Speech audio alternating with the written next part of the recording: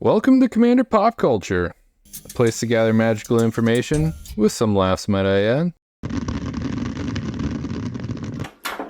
Hello everyone, welcome.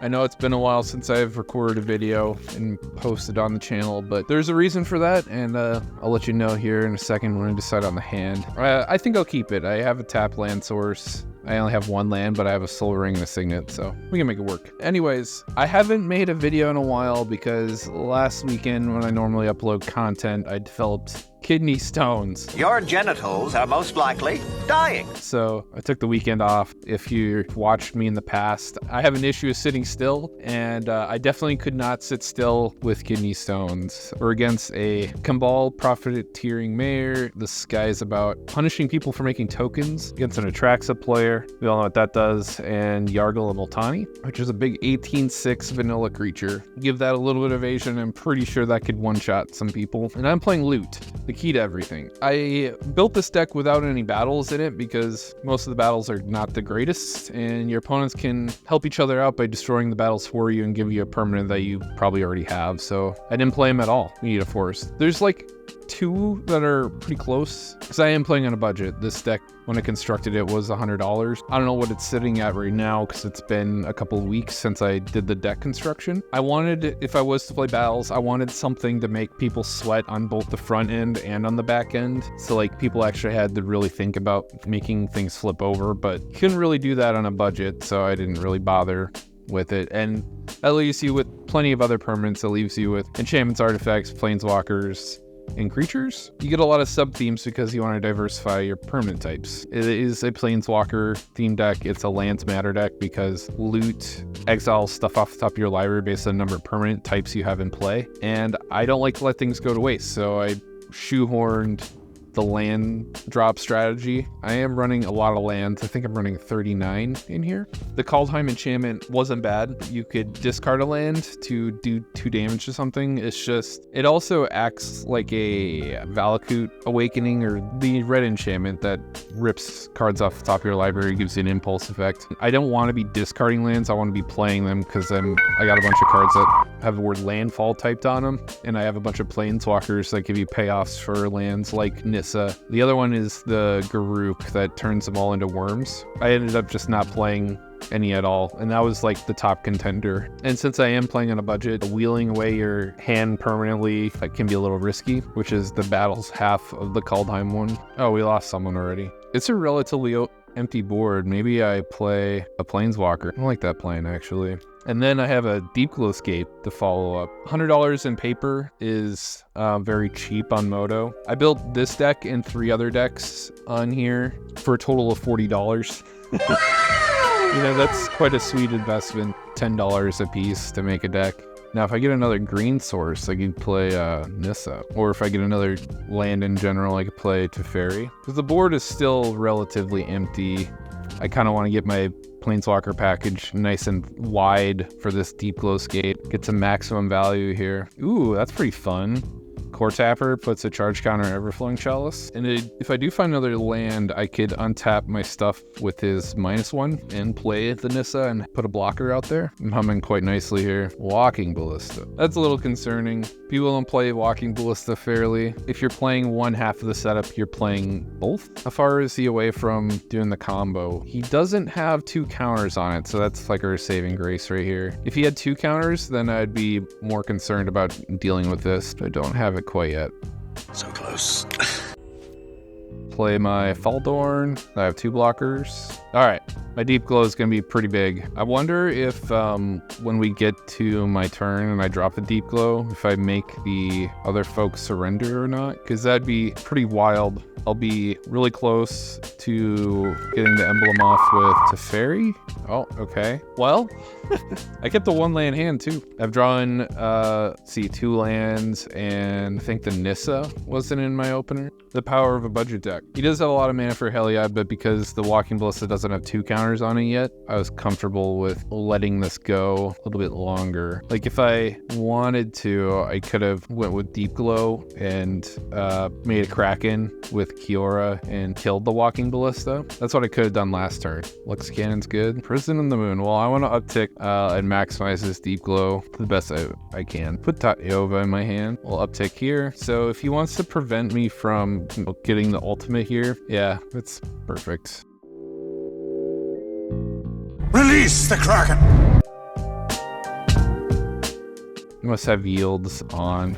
Does he just let me do that? Not that I don't know if it really matters because I have such a commanding lead. If he sits around and plays this, you're a good sport, Terror. Yeah, it does. It feels good for me. Or maybe he's talking about the other guy. I'm trying to empathize with the guy because he's a little irritated. He's talking about how the guy that didn't want to leave left as soon as I played Teferi and followed up with Anissa and Thaldorn. I also wanted to empathize in a way that didn't come across as me being, I don't know, shallow or unempathetic. I've been in his shoes. It's really annoying when people do the behavior that the other 2 players did of just leaving. So you never know what's going to happen in a game unless you play it. The habit on Moto is if you don't have a rock star start, they just don't feel the need to stick around. It's not like there is no social contract like there is when you're playing in person, when it is behind a computer screen in the comforts of your own home with complete strangers. No one feels the need to stick around, but like even complete strangers in a store will stick it out most of the time. We're definitely in a -10 here. Now I could activate my Planeswalkers on his turn. We're going to go to combat. I can do 4 cards with Nissa now. Why not? A double green was not the best setup because now I can't play Ren in 7. Oh well, play Scoot Swarm. Keep using my mana efficiently. I could activate him at instant speed, so there's no rush. If I want to react to a spell he plays or on his end step. Oh, he's got a Deep Glow Skate of his own. Awesome. We want the same thing. So I can foresee that he's going to try and blow up something. Maybe now. I guess let's look for some gas. It put it in my graveyard and I didn't pick one out.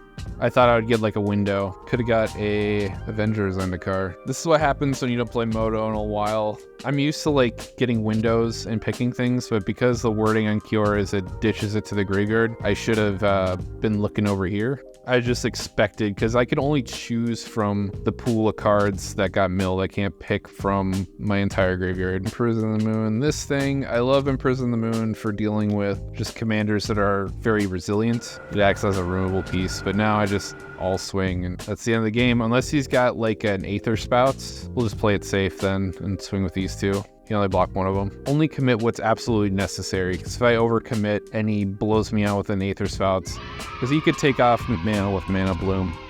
And that's why I chose to do it that way, the way I did. Let's look at the list real quick. Or the Dauntus needed, because he's got quite the grin. I got a lot of flack on Reddit about no battles. I'm going to stick with my guns, though.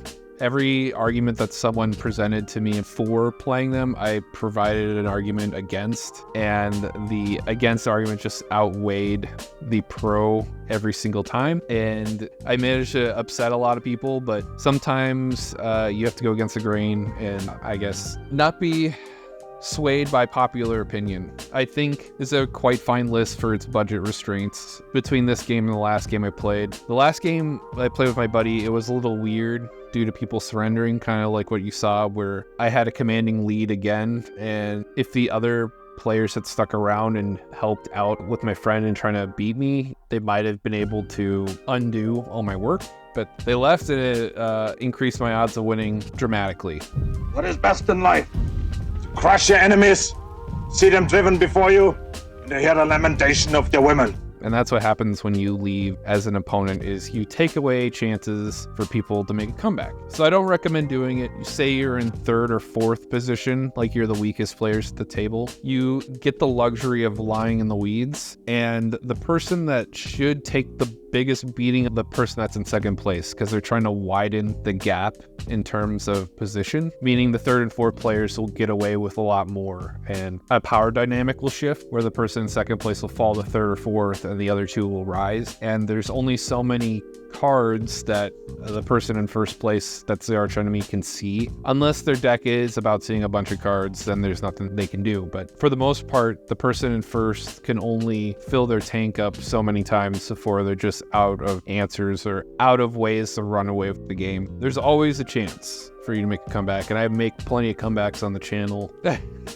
If this is the first time you've seen this channel, I hope you had a great time. I am a registered nurse, and if you want to learn a little bit about kidney stones, I'll go into that story. I'm prone to them. This is like the third time I've ever gotten them. Once you get one kidney stone, you are 50% more likely to get them every 5 to 7 years, and it was just that time again for me. It had been 6 years since my last episode, and I think Friday night I had debilitating flank pain because the orientation of the stone and its location affects the symptoms. So like, let's just draw it. I haven't done this ever on the channel, and normally this is a magic channel, but I think people like interesting stories and would like to learn about their bodies. So I like to teach people not just about magic, but about your health too. Here is your kidney, and here is the ureter to your bladder, and the bladder from there goes to your urethra. The kidney stone Friday was here. Kidney stones are not nice and round shaped. They're like miniature pop rocks. So like, imagine this being in your kidney. It's not a pretty thing. They're usually oblong in shape and have jagged edges. So it was blocking my ureter and causing my kidney to swell. And that's where the flank pain comes from. And you also develop symptoms of nausea and vomiting because your brain goes into panic mode and the autonomic system takes over, and it's telling your body to offload as much fluid as possible to try and decrease what's going on in your kidney, and it doesn't work. It's just a last-ditch effort to reduce the pain and reduce the swelling. So you get nausea and vomiting, and you're just dry heaving because you have nothing in your stomach. You'll probably wake up like I did at 6 a.m. wondering why your back is killing you, and then you start getting nauseous and puking. By Saturday, the kidney stone was here. It was blocking off my bladder. You never effectively empty your bladder every time you have to take a piss. So imagine constantly having the urge to go pee, and there's nothing you could do to relieve that. Evacuation complete.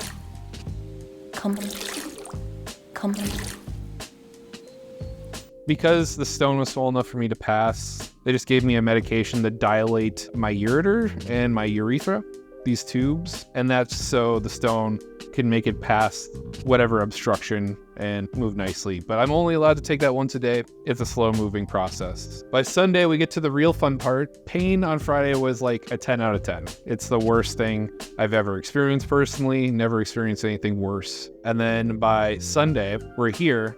And this is like the part where everyone gets a little squeamish and it's really terrible because this big ugly thing passes through your urethra, and orientation is an issue because it'll tumble inside your urethra. It'll generate a snagging kind of pain, if that makes sense. It's like a barbed tip of a fish hook tumbling through. If it's parallel with your urethra, it feels fine. But the moment it tumbles and becomes perpendicular, it gets stuck. And that's when the stabbing, snagging pain kicks in until the thing goes all the way through.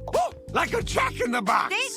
And then basically the rest of the week was me recovering and watching my kids, because I watch my kids during the week. I'm a father of 2 small children. I have a 2.5-year-old and now a 1-year-old. So I've been really busy this week, and normally I upload stuff every weekend, but because of what I've been dealing with over the weekend, I obviously didn't feel like uploading stuff. So I hope you enjoyed learning stuff about magic and about your bodies. I'm a very spatial learner. I like to know how things work in my world, and it's why I gravitated to being a nurse. It's why I have other hobbies like fixing cars. I like to work on my own car. I don't pay people to do that for me. I'm a little bit of a Ron Swanson where I like to take destiny by my own hands, and I don't like letting people solve problems for me. I hope you enjoyed for the third time. Take care now. Bye.